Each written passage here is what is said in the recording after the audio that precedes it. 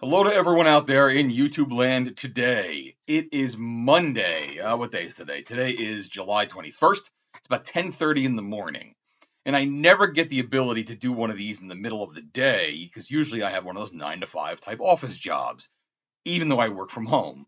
So I closed my blinds as well as I could to get the blinding white background out of here, doing the best I can. You know, I even had tried on Amazon to get myself a new camera for my PC, and it came in and it was just horrible.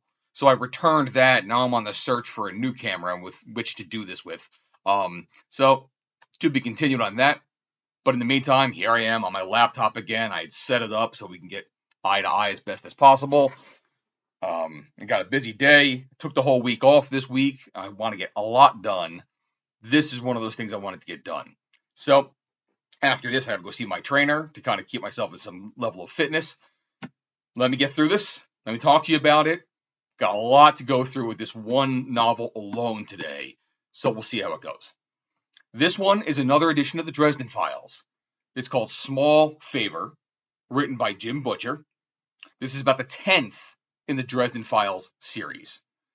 And again, this is just a page turner. And this one specifically has so much lore of this universe that Harry Dresden inhabits that has come in from so many other books that has built on in the past. It just culminates in like a fantastic combined story. So I mean, you get foes for Harry Dresden, old and new. You get those swords and the Knights of the Cross coming in here a lot as well. You got those pesky Denarians who are like the fallen angels that are attached to the 20 pieces of Denari silver that were given to Judas Iscariot for turning in Jesus Christ. And our hero, Harry Dresden, was under the thrall to a certain extent of one of them, and he just got rid of it at the end of the last novel in their climactic finale of that one. So this one is just one hell of a roller coaster ride. Now, I've said this before. If you're not picking these up and reading through them, my impression is that you're certainly missing out on something. But to each his own. I think this falls under the realm of urban fantasy. There are some people that do not enjoy it whatsoever, in which case I would like this to be your introduction to that and maybe get you into this series, ignoring the fact that you might have something against urban fantasy. But again, to each his own. These novels remind me a little bit about that TV show Supernatural. Now that show ran for 15 seasons, so there's got to be something to it, right? Originally, the show itself was dealing with like Ghost of the Week or Demon of the Week or any other kind of urban legends and brought them together into the fold. Into a season or two, they started learning something about this red brick dust, red brick dust, which they called goofer dust in an episode, and it became like a staple in their arsenal. This little red brick dust that you can like pour around a room or make a circle for it that you can trap things in or keep things out. And Harry Dresden does that with his magical circles all the time. In Supernatural, you eventually run into angels. You start touching religion for a second or two, where it brings that mythos or mythology or dogma into their realm. There's even in that show a Colt revolver that's a recurring theme for a while, and the ability to like kill Supernatural with its bullets. Eventually, as it grows more and more, it almost gets like Fast and the Furious, where it just gets so epic. You're dealing with God and God's sister and the apocalypse, and it just builds and builds and builds. Not to mention, in that show, the classic rock element is just 100% kick-ass. So I have parallels between watching that show and enjoying it and reading these installments of the Dresden Files. And, small favor, you really dig into the fan base for some next level storytelling. So what's this one about? First, a small little piece of background. Harry Dresden, our resident wizard investigator in Chicago, has a fairy godmother. And I know I'm going to get this wrong, but it's Leonanshi. And she's a powerful queen of the Winter Court of Fae. And she kind of has a love for Harry in a way, but would kind of like to see him be her slave. She originally had helped him escape his mentor, Justin de Mornay, in exchange for like his life or fortune and power, because de Mornay was almost like a necrotic type of dark magic user. And because of that, Harry ended up being in debt to her. A debt he's tried everything in his power to avoid paying off. Even from time to time, even evoking her on his side because he needs help with something, and swearing, I'm totally going to abide by my promise from now on, which it's in the past books, spoiler alert, he was able to get out of up till this book, thus far. And then as you move forward in the novels, in Summer Night, we actually learned that Leonanshi sold Harry's debt to her, to Queen Mab, who's more powerful in the realm of the Winter Court in the Land of Fae. And subsequently, Mab actually had imprisoned Leonanshi in ice for kind of like getting uppity. And now she's like continually being tortured. Something that Harry does not even like to understand or contemplate. Now, granted, we're going to leave off Leonanshi from there, but now Mab holds on to the three things that's going to keep Harry in her thrall temporarily. Because she informed in Summer Night that she would tell Harry, your debt will be forgiven if you can do for me 3 tasks. And you can kind of choose whether you do them or not, but she's going to let him know you're going to want to do this one, otherwise there might be consequences. So we already saw that one of them was able to be, done. I think that was in Death Masks, if I'm not mistaken. Yeah. No, I'm sorry. It wasn't Death Masks. It was Summer Night. In Summer Night, it was, hey, wait a minute. The Summer Night was killed. Go find out who murdered the Summer Night. So he did that. That was the purpose of that book. We went through it. It was fantastic. But he still had 2 on his soul, so to speak, to owe to Mab. And that's exactly where it brings us now. So the first favor was done in book 4. And now we're in book 10. So it's finally getting around to favor number 2. And in this favor, Harry has to be the White Court's emissary. And he has to go locate John Marcone. And John Marcone is like the mobster of Chicago. And he's gotten himself into a wee bit of trouble. And for some reason, Mab cares about this. So, pretty quickly, right off the bat, we know what this book's kind of going to be about. And thus the small favor being the title. And of course, just leaving Mab in that whole conversation, he immediately gets attacked by these gruffs. And think Billy Goat's gruff. They're kind of goatish fae. They're actually from the Summer Court, and they're kind of used as enforcers or like bodyguard types. But, Harry's kind of been like left alone since the end of the last book, and he's trying to teach his protege, Molly, about being a magician, because she has some natural abilities with her. And they're actually at the Carpenter household. His best friend is Michael Carpenter, one of the Knights of the Cross. And they're kind of doing like a fun little training exercise where all the brothers and sisters in this Catholic family are throwing snowballs at her, and she's trying to find ways to magically dodge them or manipulate them away. It's kind of like a real world attack that she might need to utilize her abilities to defend herself for. But the gruffs attack because they're trying to come after Harry. And when they attack at the household, again, they're doing snowballs, so it's wintertime. There's like 4 of them. And 3 of them are there to distract Harry, while the 4th one kind of like goes in for the kill.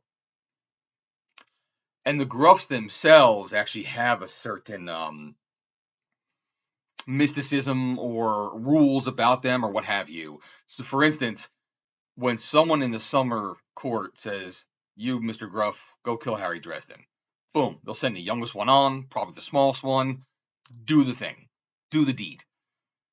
And if he fails, the big brother comes. Older, wiser, smarter, stronger, bigger.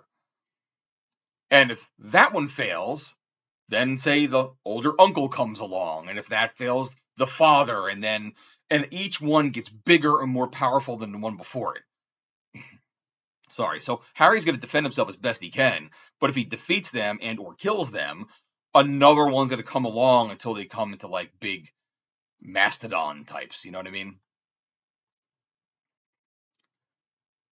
As this whole thing goes on, he runs into a second encounter, and this time they're actually even carrying automatic weapons.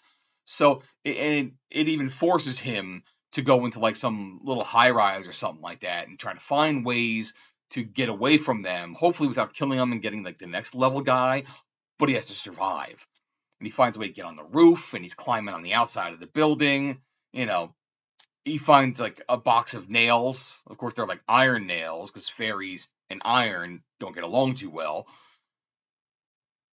But of course, he finds his way to get away from that. But as you're reading these pages and you're just flipping through, like, oh my God, how is this being written so well? And no pun intended, it's kind of a nail biter. So finally, in the clear, Harry begins to actually investigate for his mission. Took him a while to get to this point, but now he can start concentrating on what Mab wants him to do, trying to find Marcone. And in order to find Marcone, he knows that he's always around his two major henchmen, Guard and Hendrix.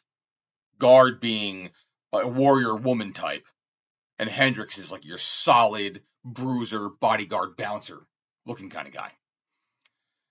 And he finds them, but he finds them without Marcone. And they are holed up in a safe house. And they had just seen some action. In fact, Guard's in really bad shape. Her stomach is just torn apart, literally holding her guts in. And it's interesting because as Harry meets up with them, there's almost like a little Easter egg in here. There's a detail during the exchange which makes me very happy that I'm reading all these Harry Dresden stories in the order that I'm reading them in. Someone online has actually said, hey, if you want to read them in a great reading order, not only just read the books, but maybe between two books, go get some short stories. Because Jim Butcher had written a ton of short stories in this universe that he put out in magazines and anthologies or on his website directly, you name it. And in this book, they literally say, like Guard literally says, hey, we worked together pretty well at that beer festival. And it's a direct reference to a short story I have in the short story collection called Side Jobs. I'm going to say this wrong as well. Heorot. Heorot. Heorot. Which basically was about a character in this book who owns a bar, McAnally's Pub, and he makes this fantastic beer they talk about in every single book. He's entering his beer into a beer contest. And Harry goes there and runs across a little mission while he's there. And Guard is there as well. So during the beer fest, they go off on an adventure. They're encountering like Grendels kind of thing, or Grendelkin. And you kind of like get more and more of the background story of Guard. And you get to see how Guard and Harry can come together. She has her own little magic and spirituality about her. She's been alive for hundreds of years as well. And it's a great little adventure story in a short story. And it's directly referenced in this book too. So I'm glad I read that before this because I actually know the history going into it. So it's actually one of the ones that it was probably written, the short story, before this book was finally written. So he was able to do that kind of in order. And during their little tete-a-tete while they're chatting, and literally Garth's holding her guts in, she actually formally asks Harry, as a member of the White Council, to intervene and get someone to spank, so to speak, these Denarians, because they're the ones that captured Marcone. And therefore they've broken what they call the Unseelie Accords, which is some kind of set of laws and oath that you don't openly attack people of other courts, so to speak. And at the end of the last book, Marcone was actually granted the power of being a signatory in these accords. So immediately we get to see him kind of using the protection of it because someone went against him.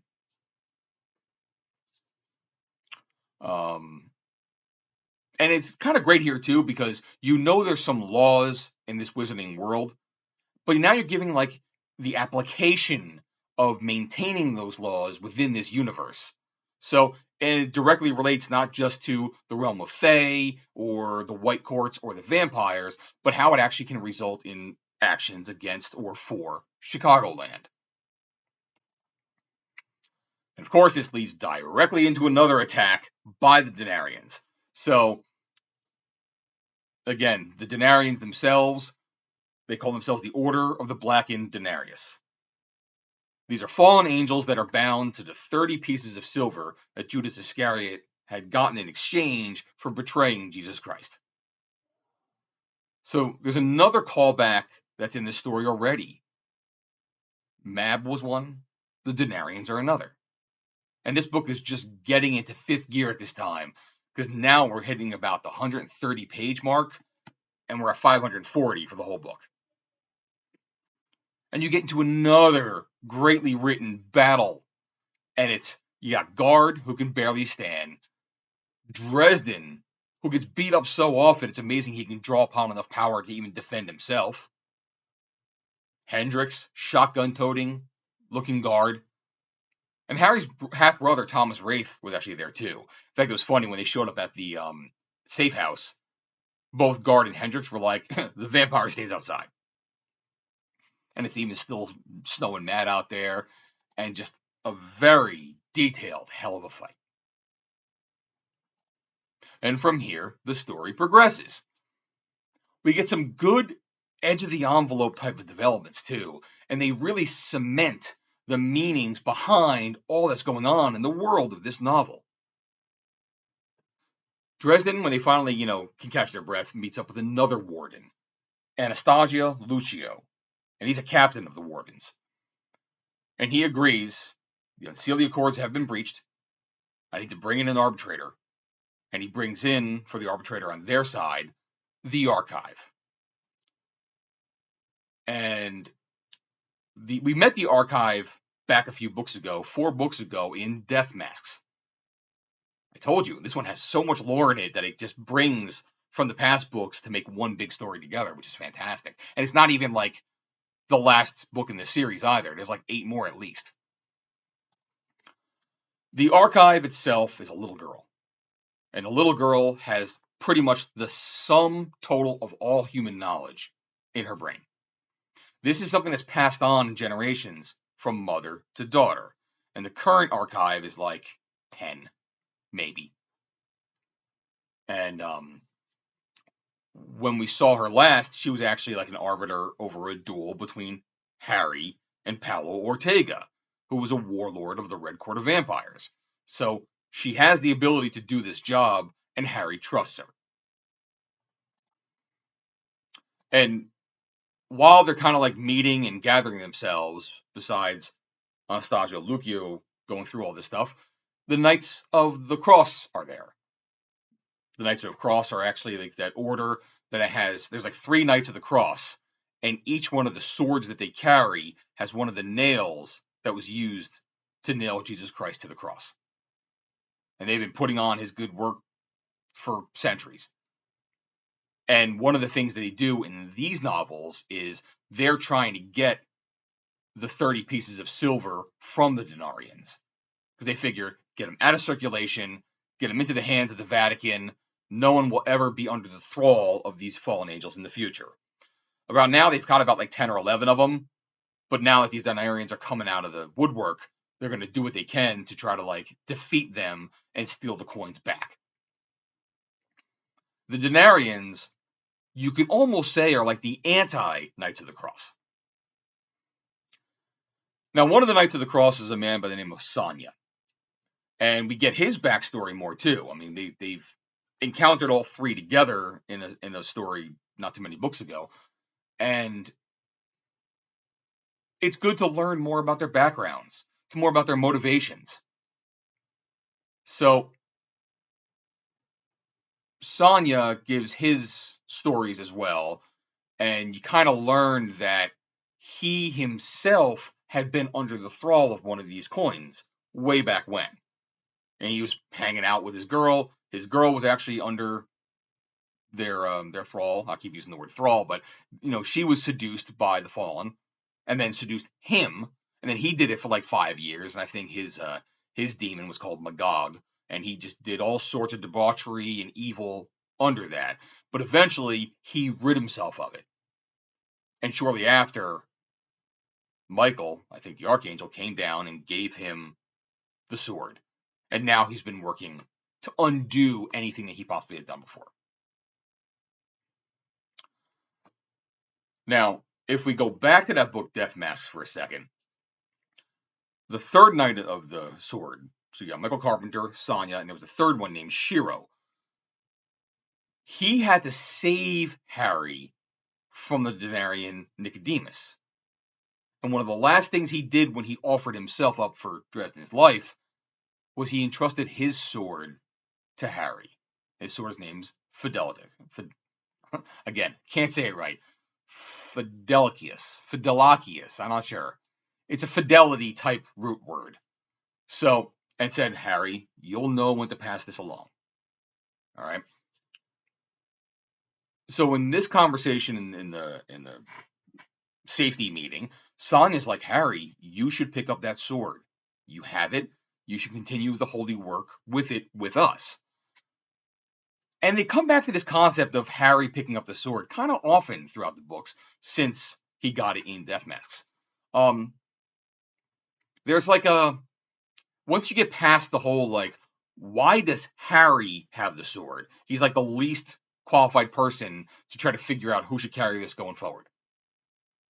And on the other side, you have the whole, is he fighting the good fight already? Pardon me. Is Harry fighting the good fighting already? Is Harry fighting the good fight already? He has an ethical or maybe moral compass, but right now he's also a warden of the White Council. Can you be a Knight of the Cross and a warden at the same time? And besides, Harry Dresden does not exactly have any faith in religion or God, which can be kind of fine because, like, Sonya doesn't either. So you get those kind of conversations that are happening, which kind of put him in a weird corner with his friends. On top of the fact he's got to fight for his life against Gruffs and Denarians and what have you. So, moving along, I got 23 minutes already. I'm going to keep this going as fast as I can. We get a nice little side adventure where they go to that brewmaster's pub, McAnally's, I can't tell. McAnally's, I'll say it. And Mac is the guy who makes the good beer there. And while they're hanging out there, say Harry and the cop, Karen Murphy, a Gruff comes in. Again, now you have one of these things. This bar is under the Unseelie Accords. It is neutral territory. Shit cannot go down in this bar, ever. Otherwise, you will get the wrath of the people who enforce these laws. So because of that, the Gruff actually challenges Dresden to a duel. And this kind of has some dire effects because the Gruffs come from the Summer Court. And right now, the Summer Court has been allowing the White Council to cross between the Never Never during their fight with the Red Court of Vampires. So you kind of can't piss them off and start a new war because they won't be able to get through it. Because that would be a war on 2 or maybe even 3 fronts, 2 or 3 fronts simultaneously. You got the war with the Red Court of Vampires. You got this war against the Denarians, which the Archive is now going to be an arbiter for. Or try to prevent that one, should I say. And now you want to prevent a war with the Summer Court.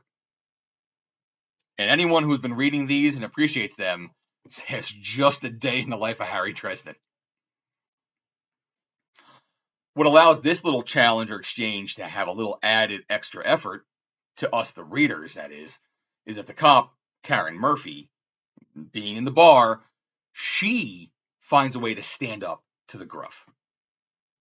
Basically, she's upholding her role as the peacekeeper of Chicagoland to protect Harry, who's a denizen, pays his taxes, and you name it, for protection. And the gruff's like, you're not involved with this.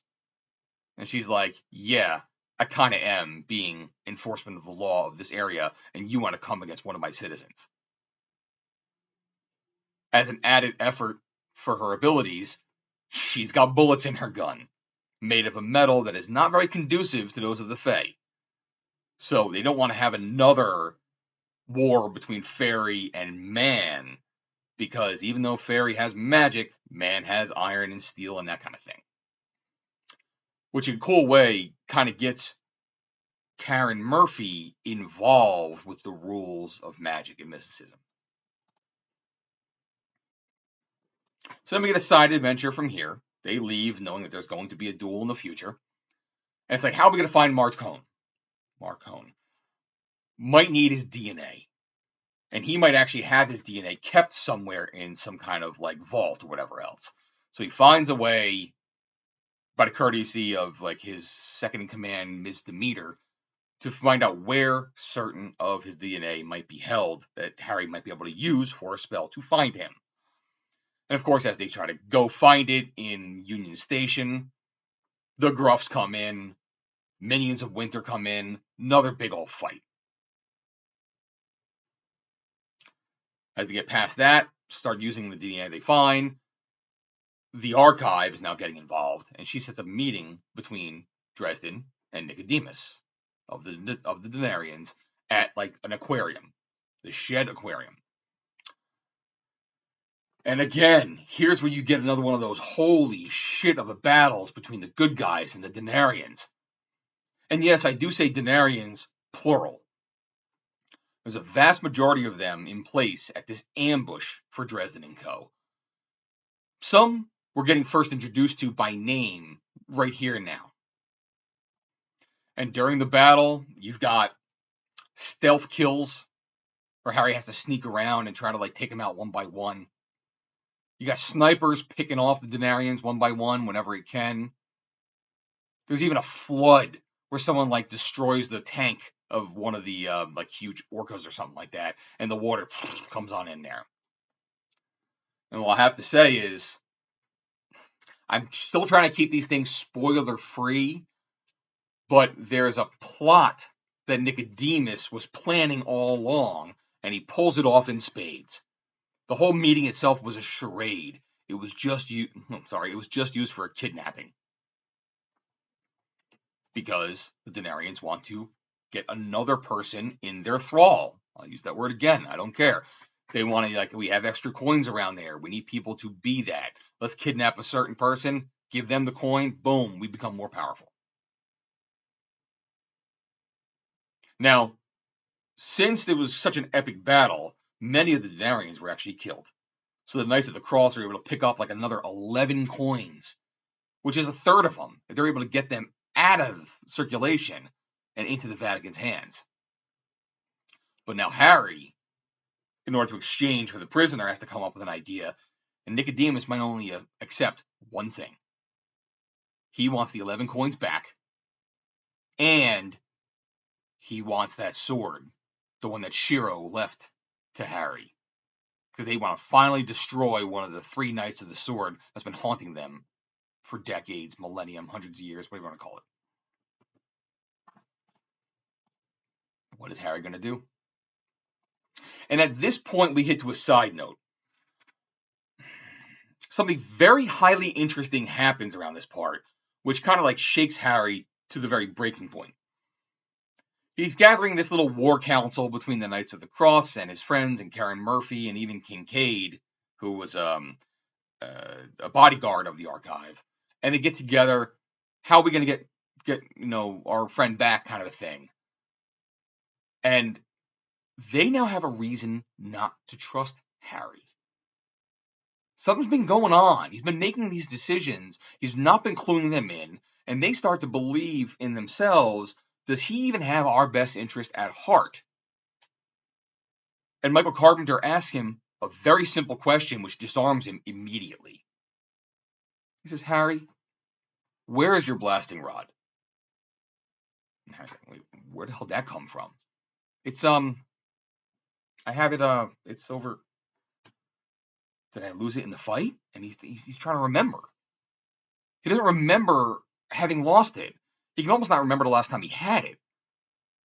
And as he's, working this through in his mind, he's realizing that he can't recall using his fire magic during the fights, and he can't even recall the spells on the top of his head.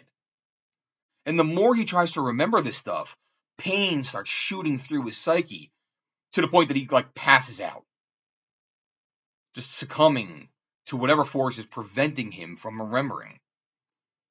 And when he comes to, Michael's over him praying to God, see him through, my Lord. And he's pretty positive now he's been mentally controlled, or he's mentally manipulated. And at this point, for us, the reader, we now have to put to ourselves and wonder, are we dealing with what they usually like to call in literary circles an unreliable narrator? Now, for me, I love when I come across this, either in a novel or in films. And it's it's one whom you've been inside of before, I'm sure. You've seen events that come about, like I said, in the book or in the movie, but you're seeing them from the perspective of the person viewing it or experiencing it. And what happens is, if the person that's doing the narrating is a liar, or is one that manipulates, or is the one that has faulty memories, you now have to come to the conclusion to say, did what we're experiencing, what we're seeing, what's in front of us, did it really happen? Or did it really happen that way? Or is everything simply just colored from the viewpoint of the one doing the telling? And if you're not sure what I'm talking about just yet, I got a few examples for you. One, we'll start light. If you've ever seen How I Met Your Mother, the TV sitcom that went on for 10 years or so, okay, the whole show is told from Ted Mosby's perspective. He's telling stories to his two children about how he met their mother. And along the way, he's telling the goofy stories that might happen, say, in a episode-by-episode sitcom. Now, one of the characters in his close group of friends is one called Barney. And Barney could be a manipulative womanizer and could be over the top in the ways that he views the world and how he goes about living, per se. And it adds a good amount of flair to the character, and it's very good for the sitcom formula. But when you look back at his antics, you have to kind of question yourself, was Barney that type of guy the whole time? Did he actually even do all those things in the way that we, the viewer, have seen them? Or is it just Ted's impression of Barney?